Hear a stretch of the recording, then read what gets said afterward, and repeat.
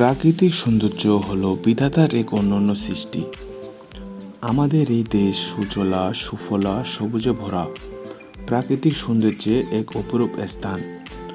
প্রকৃতি নিজেকে রানীর মতো সাজিয়ে তোলে তার সবুজ সমারোহ দিয়ে। আর এই সৌন্দর্যের চিত্র সবচেয়ে মনোমুগ্ধকর দেখা যায় গ্রাম বাংলায়। এখানে প্রাকৃতির কোলে হারিয়ে যেতে চাই আমরা, যেখানে সবুজের ছোঁয়া আমাদের আত্মাকে প্রশান্তি দেয়। এখন কিছু ছন্দ শোনাবো আপনাদের।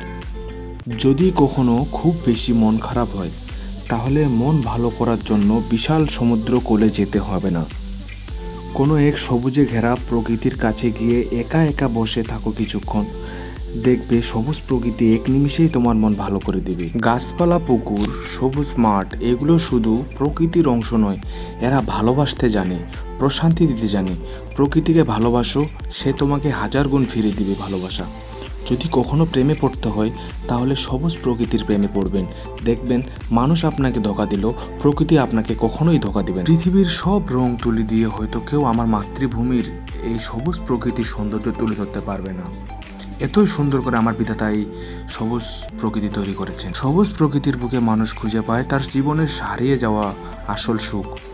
সবুজ মনোরম পরিবেশ, সাথে মৃদুল বাতাস, আর কি লাগে সবুজ প্রকৃতির মাঝে হারিয়ে যেতে। সবুজ প্রকৃতির কাছে এত ঋণী হয়ে আছি যে সারা জীবন এই সবুজ প্রকৃতির ঋণ আমি শোধ করতে পারবো না। উপরে মেঘলা আকাশ, নিচে সবুজ প্রকৃতি, এ যেন এক বিধাতার সবচেয়ে সুন্দর সৃষ্টি। কত সুন্দর করে গড়ে দিয়েছেন আমার সৃষ্টিকর্তা এই সবুজ প্রকৃতি। প্রকৃতির এই সুন্দর অস্তিত্বের কারণে পৃথিবী এত সুন্দর। আমি যেখানে বারে বারে হারিয়ে যাই, ইচ্ছে করে যেখানে মিশে যাই, এই সবুজ প্রকৃতির দিকে তাকিয়ে থেকে আমি মনের শান্তির খুঁজে পাই। যেদিকেই দু চোখ যায় শুধু সবুজের সমারোহ।